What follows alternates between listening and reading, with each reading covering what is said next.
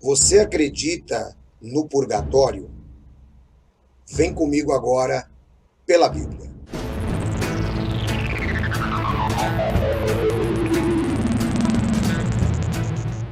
A paz e a graça de Jesus, meus queridos. Sou eu, Mauro Maier, com toda alegria, novamente com vocês para mais um programa pela Bíblia de perguntas e respostas.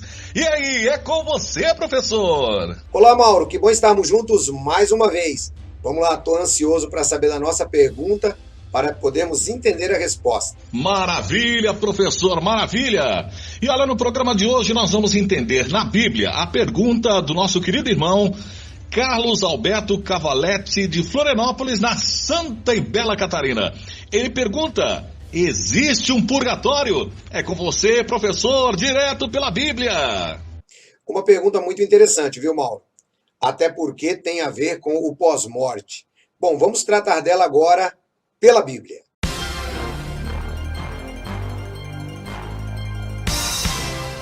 Bem, a palavra purgatório, ela vem do latim, que é purgatorium, que significa literalmente que purifica, tá? Daí a ideia que a Igreja Católica tem de que as almas dos santos, embora estejam salvas, não estão completamente preparadas para estar na presença de Deus e por isso elas precisam passar por um momento de purificação, exigindo assim a necessidade do purgatório.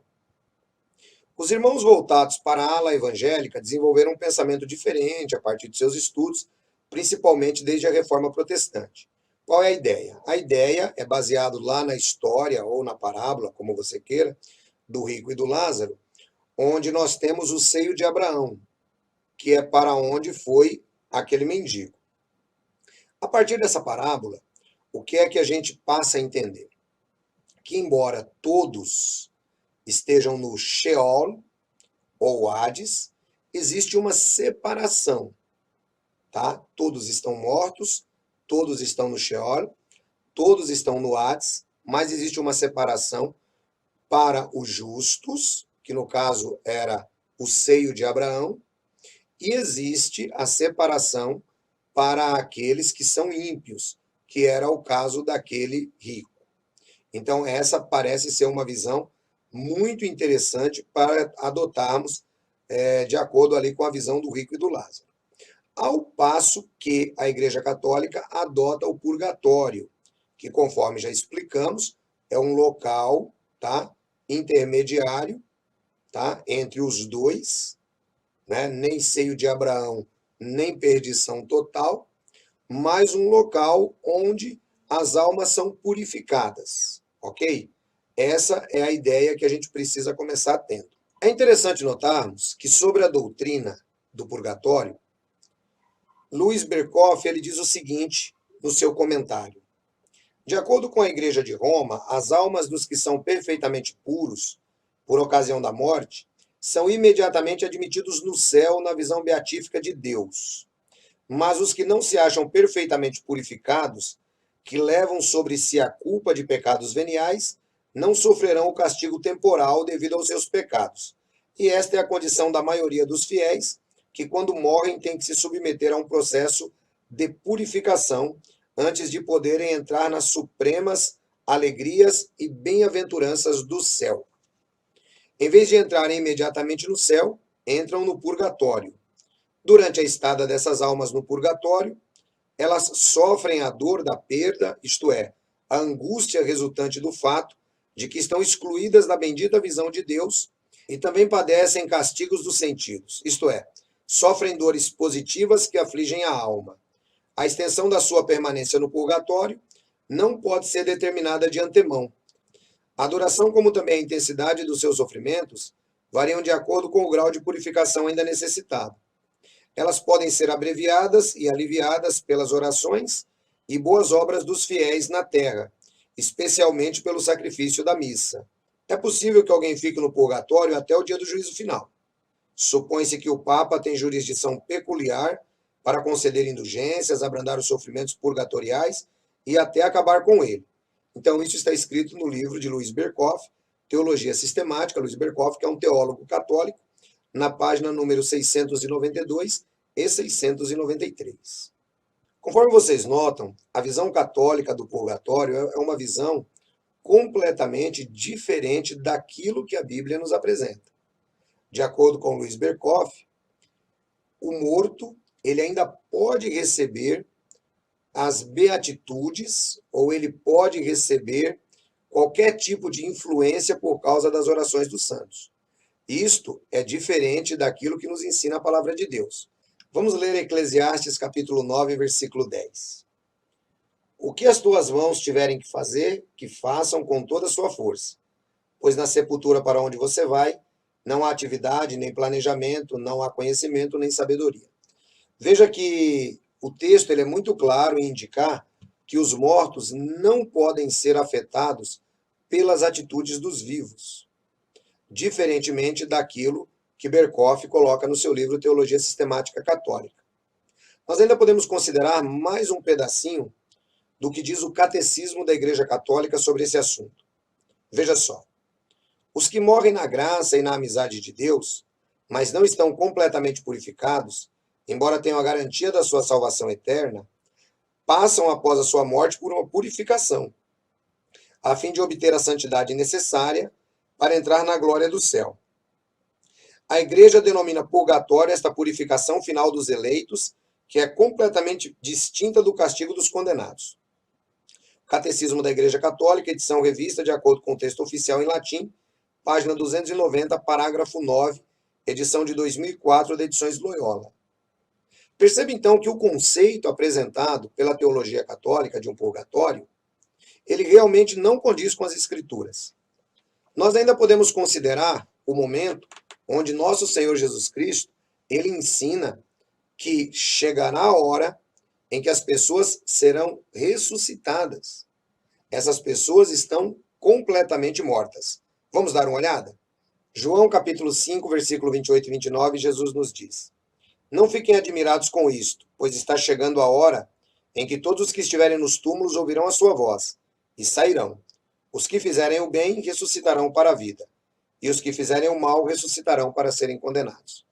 Perceba que não existe a possibilidade de alguém ter a sua purificação durante o momento em que está morto. A Bíblia diz que existem duas classes de pessoas, os justos e os injustos. Embora as duas classes estejam no Hades, elas estão completamente separadas, conforme falei no início. Os justos estão na ala chamada o seio de Abraão, aguardando a sua ressurreição. E os ímpios estão na parte baixa do Hades, vamos dizer assim, né, onde também estava o rico, também aguardando a sua ressurreição. É muito interessante que Jesus, lá na história do rico e do Lázaro, ele mostra que nenhuma intercessão é possível para aqueles que morreram. Vamos dar uma olhada? Vejam só que interessante. Havia um homem rico que se vestia de púrpura e de linho fino e vivia no luxo todos os dias. Diante do seu portão fora deixado um mendigo chamado Lázaro, coberto de chagas, e este ansiava comer o que caía da mesa do rico. Em vez disso, os cães vinham lamber as suas feridas. Chegou o dia em que o mendigo morreu e os anjos o levaram para junto de Abraão. O rico também morreu e foi sepultado. No Hades, onde estavam sendo atormentados, ele olhou para cima e viu Abraão de longe, com Lázaro ao seu lado. Então chamou: Pai Abraão, tem misericórdia de mim, e manda que Lázaro molhe a ponta do dedo na água e refresque a minha língua, porque estou sofrendo muito neste fogo. Mas Abraão respondeu: Filho, lembre-se de que durante toda a sua vida você recebeu coisas boas, enquanto que Lázaro recebeu coisas más. Agora, porém, ele está sendo consolado aqui e você está em sofrimento. Além disso, entre vocês e nós há um grande abismo, de forma que os que desejam passar do nosso lado para o seu lado não podem. E ele respondeu: Então eu lhe suplico, pai, manda Lázaro ir à casa do meu pai, pois tenho 5 irmãos. Deixa que ele os avise, a fim de que eles não venham também para este lugar de tormento. Abraão respondeu: Eles têm Moisés e os profetas, que os ouçam. Não, pai Abraão, disse ele, mas se alguém dentre os mortos fosse até eles, eles se arrependeriam. Abraão respondeu: Se não ouvem Moisés e os profetas, tampouco se deixarão convencer, ainda que ressuscite alguém dentre os mortos. Perceba então que o texto ele é muito claro. não existe nenhum tipo de intercessão de vivos para mortos, de modo que a doutrina do purgatório, ela se torna uma doutrina completamente fora daquilo que as escrituras ensinam. Bom, qual é então o grande problema que nós temos com a doutrina do purgatório? Quando a gente olha, essa doutrina, ela está baseada inclusive lá no livro de Macabeus, tá? Um dos apócrifos do Antigo Testamento, adotado pela Igreja Católica na Contra-Reforma, durante o período chamado também Concílio de Trento. Tá? Então, lá no livro de 2 Macabeus, eles fazem a exposição dessa possibilidade, né, da pessoa ter a sua alma purificada. Mas a Bíblia nos diz, conforme percebemos agora no livro de Lucas, e também no livro de Hebreus, capítulo 9, versículo 27, está reservado aos homens morrerem uma única vez, e depois disso o juízo.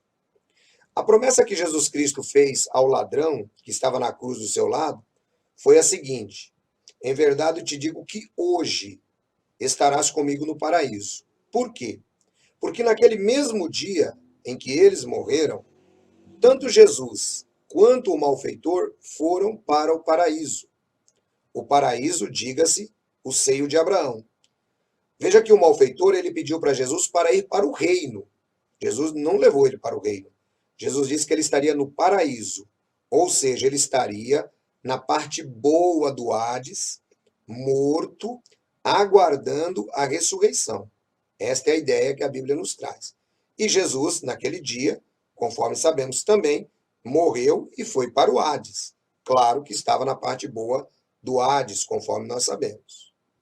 Você não acha, por exemplo, que se houvesse um purgatório, Jesus teria dito àquele malfeitor: olha, você vai para o purgatório, lá você vai ter que se purificar dos seus pecados, e depois a gente vai se encontrar lá no reino futuro? Talvez teria que ser essa a explicação de Jesus, mas não foi. Jesus foi muito claro: em verdade eu te digo que hoje, no dia em que nós estamos morrendo, você estará comigo no paraíso. Diga-se, no paraíso, não no reino. Esse ladrão, ele será ressuscitado lá no juízo final. Além disso, nós também não encontramos qualquer referência nas Escrituras que os vivos possam praticar boas obras para que os mortos possam ser beneficiados. Essa doutrina não existe na Bíblia. A única maneira que nós temos de purificação dos nossos pecados é através do sangue de nosso Senhor Jesus Cristo, e isso nós temos que fazer enquanto estamos em vida. Tudo quanto a tua mão achar para fazer, faze-o. Se você tem que aceitar a Jesus, tem que ser hoje. Não adianta pensar como os mormons, que haverá um batismo por você depois disso. Não adianta você pensar como o catolicismo romano pensa, nesse caso, em achar que seus parentes poderão fazer uma missa de sétimo dia, poderão levar algumas velas, no dia de finados poderão lhe prestar alguma homenagem, que isso estará ajudando na sua purificação. Não. Essa doutrina é antibíblica. Ela não existe. Podemos nos lembrar aqui das palavras do apóstolo João: se andarmos na luz, temos comunhão com Jesus, e o sangue de Jesus, seu Filho, nos purifica de todo o pecado. 1 de João, capítulo 1, versículo de 7 até o 9. Perceba, então, que qualquer coisa que nós pudermos fazer tem que ser feito em vida. Tudo aquilo que você pode fazer por alguém que você ama tem que ser feito em vida. Não adianta nada depois de morto. Cada pessoa é responsável por si. Conforme eu citei, Hebreus capítulo 9, versículo 27, está reservado aos homens morrerem uma vez, e depois disso segue-se o juízo. De modo que são muitos textos na Bíblia, conforme nós acabamos de apresentar aqui, que nos apresentam uma esperança de ressurreição. Uma ressurreição melhor, conforme nos diz o livro de Hebreus, também no capítulo 11, falando sobre os heróis da fé. Uma ressurreição melhor ou uma ressurreição pior. A ideia de que os mortos estão em um purgatório, né, recebendo qualquer tipo de benefício por parte dos vivos, para que possam ser purificados perante Deus, é uma ideia antibíblica. A ideia de que os mortos estão no céu, na presença de Deus, né, recebendo também as beatitudes celestiais, é nada mais do que uma tradição que a Igreja Católica desenvolveu e muitos absorveram. A ideia de que muitos já estão no inferno, sendo atormentados por conta dos seus pecados, também demonstra ser uma ideia que não condiz com as Escrituras. Então, como conciliar tudo isso diante daquilo que as pessoas falam? É muito simples. A ressurreição foi apresentada por Jesus. O momento da morte até a ressurreição, que nós chamamos de estado intermediário, os justos estão no seio de Abraão, ou seja, estão no bom lugar da ressurreição. Os ímpios estão no Hades, na parte baixa do Hades, aguardando também a ressurreição. A grande questão que divide alguns teólogos é se esse momento de espera, ele existe consciência ou não. Isto tem dividido os teólogos durante muito tempo. A nossa certeza é muito clara. Os justos estão na presença de Deus, estão na parte boa do Hades. Os ímpios estão na parte baixa do Hades, aguardando a ressurreição. Todos estão mortos. Eu penso que tem algumas coisas que nós temos ainda dificuldades de entender em relação às Escrituras. A Bíblia mostra, conforme nosso Senhor e Salvador Jesus, em Mateus 10, 28, não temam aqueles que matam o corpo, mas não pode matar a alma. O que mostra para nós que a alma, ela não morre quando o corpo morre. Não existe um jeito de ninguém explicar esse texto, né, aplicando inconsciência. Mas, conforme eu disse, as opiniões se dividem. É um trecho difícil das Escrituras, porque se ele fosse facinho, era tão simples de determiná-lo, como é simples determinarmos o sacrifício vicário de Cristo. Ou seja, todos os cristãos, aqueles que morreram fiéis em Cristo, podemos dizer que eles estão na presença de Deus, aguardando no seio de Abraão. Todos aqueles que morreram sendo ímpios estão na parte baixa do Hades, e é assim que a Bíblia afirma. Se existe consciência, se não existe consciência, são opiniões que talvez quando chegarmos lá do outro lado, nós vamos ter uma certeza maior. Até porque a nossa grande preocupação não é com isso. A nossa grande preocupação é estarmos em Cristo Jesus e usufruirmos aquilo que Ele nos prometeu. Haverá uma ressurreição. Então vamos aguardar essa ressurreição e o restante vamos deixar nas mãos do Senhor Jesus. Deus abençoe todos vocês, um grande abraço, fiquem todos na graça e na paz de nosso Senhor e Salvador Jesus.